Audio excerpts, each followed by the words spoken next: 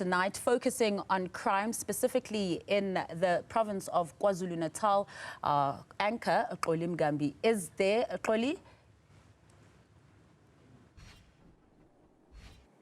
Masa, good evening to you, and thank you once again for coming through to us. Well, you have just been talking through the statistics there, and I want to pick on the one specifically that we are going to pick up on in a few moments' time. Those 18 people that are murdered in KwaZulu-Natal every day. You only have to think about the police, Masa Kekana, who have to try and make an attempt to keep communities safe here. So in a few moments' time, we're going to talk to the union that represents the members of the South African Police Service. That's POP Crew. We'll talk to them in a moment. But before that, let's take you to Nobile Madlala. She has been scanning the landscape of KwaZulu-Natal, talking to members of the Community Policing Forum. They work in tandem with the police. Nqobile, good evening to you, and talk to us about that special relationship between the police and the CPF. How is it working?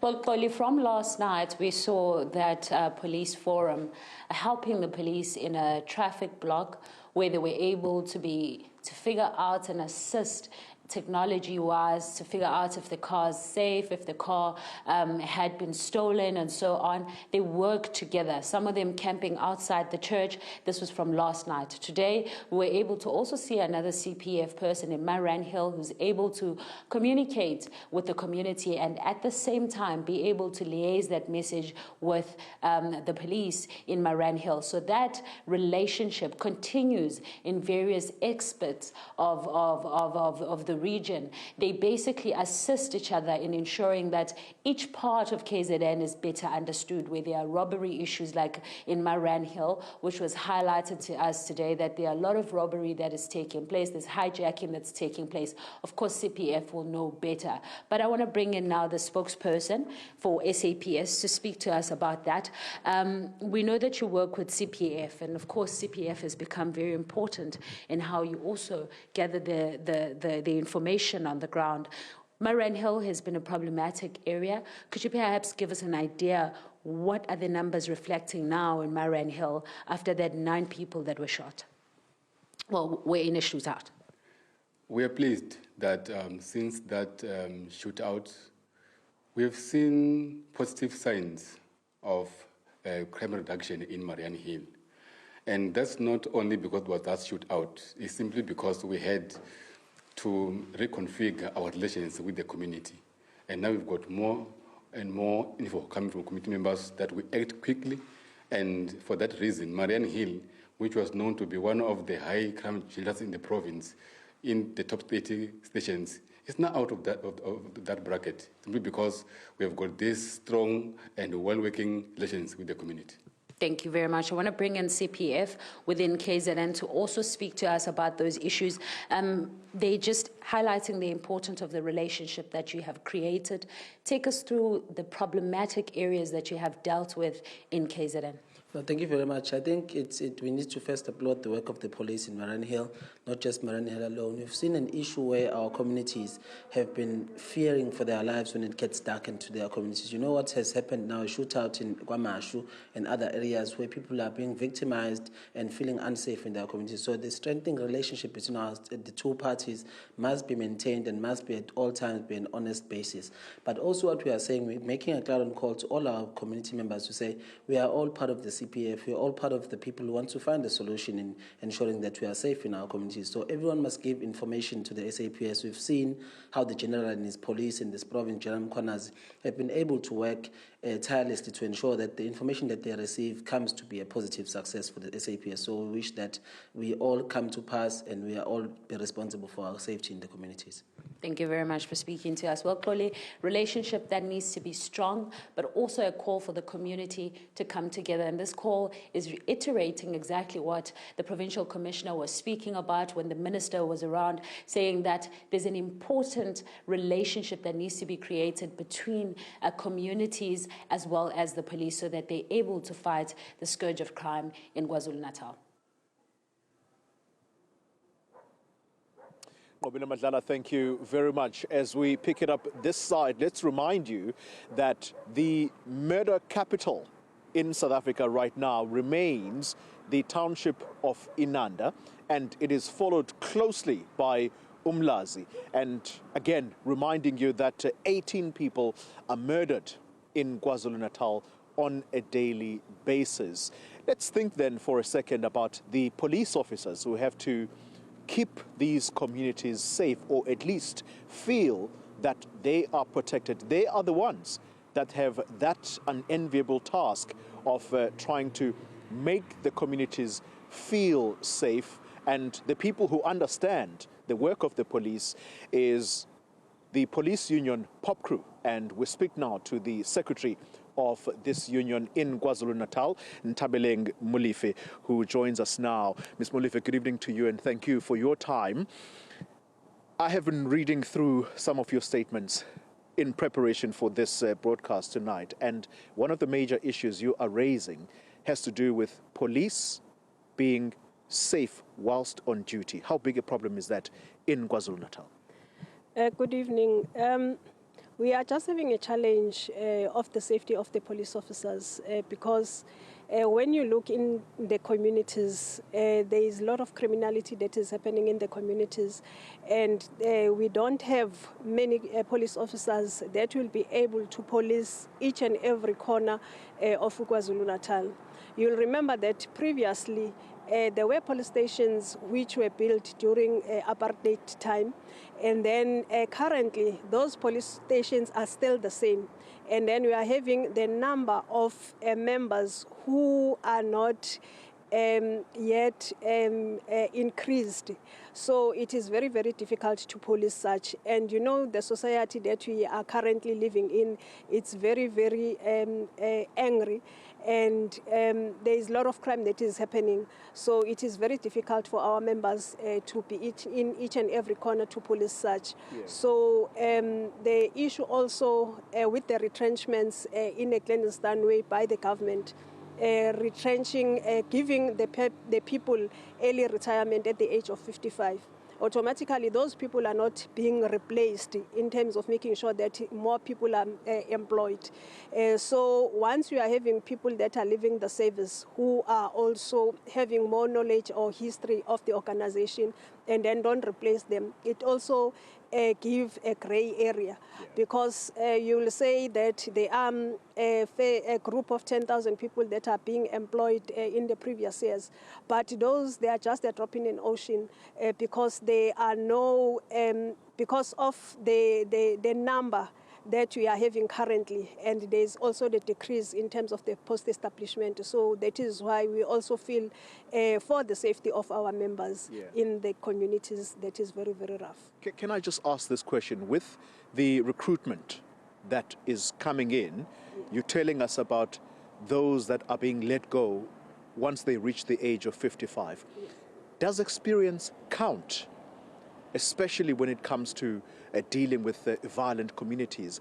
These new officers, how easily or difficult is it for them to adapt quickly? I think it's through training, in-service training and refresher courses. Once you train the person, and then that person will be able to be experienced and also have more insight of what is happening inside. Because if I come in today, I'm not going to be knowledgeable.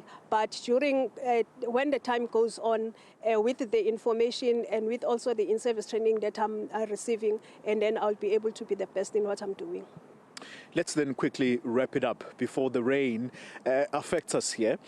Let's talk about the police's mental health. In a violent province such as KwaZulu-Natal, I was reading some shocking statistics earlier that in 2017, there were at least about 300 suicides reported within the police. Where is that figure today, and what causes police officers to take their own lives? I cannot tell you exactly about the figure, but we do have the challenge of police officers taking their lives. I think it's because of the pressure that they are getting in the society, because the police officers are coming from the society. Also, the work that they are doing, it's also strenuous. And then you'll find out that in some other situation, it will be very difficult for them to cope and also to deal with such. And then the easy route will be also to commit suicide.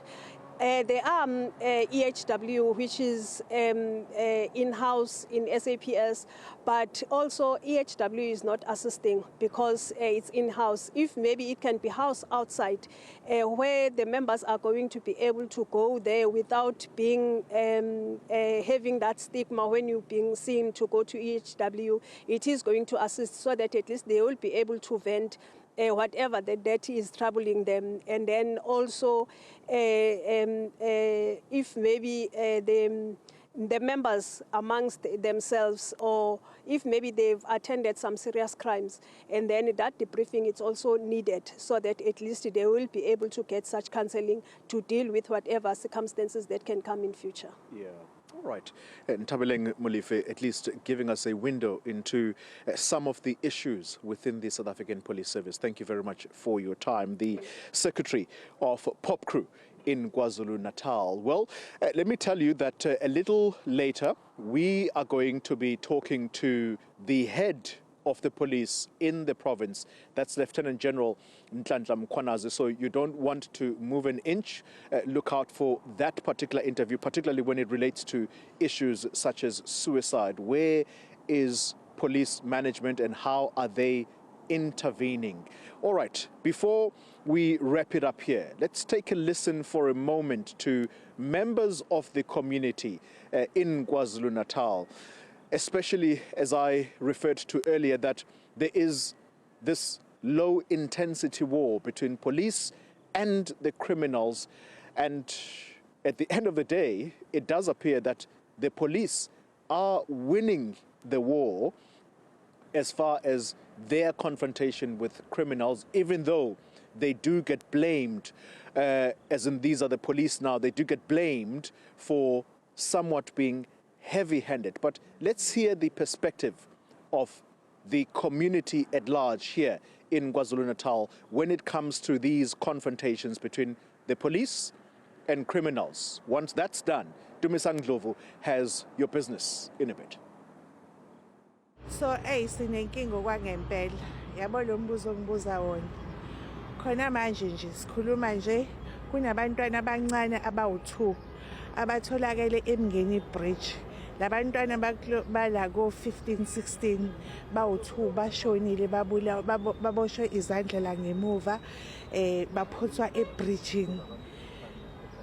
Kuningi nje kuningi, siyacela bandla ukuthi ke nisisize ngoba icrime ngendlela enkulu ngakhonela asikwazi even nanathi sisebenza la elento ngisebenza la ePlayhouse asikwazi ngisho nanokuphuma ngabo 10 ebusuku siyavinjelwa siyahijack imoto. Khona nje umntwana engisebenza naye akakwazi ngisho ukukhuluma kade ehujwa izona igebengu ebusuku. I mean, I could say it's not the best thing that's happening to us. I mean, waking up every day, you're thinking and asking yourself if anything is going to happen to you, and you're reluctant to go outside, and you don't want to do that to yourself. You just want to feel safe everywhere you go, everywhere you walk. But now, you wake up every day, you never know. Okay, I might get robbed, I might get stabbed, I might get killed. Something could happen to me. I have never been victim to a very serious crime, so I wouldn't know. But from things that I hear in the community, crime has gotten very bad. And I think crime is a result of economic decline. So as long as the people are struggling, there'll be more and more crime and nothing will change. Njengomfana omncane osakhula icrime affects ngendlela enkulu njengokuthi njengohamba nje la edrobheni asisakhululekile. Uhamba uqaphile ngendlela eziningi, zokhuluma nje last week bangiphuca ifoni yabo.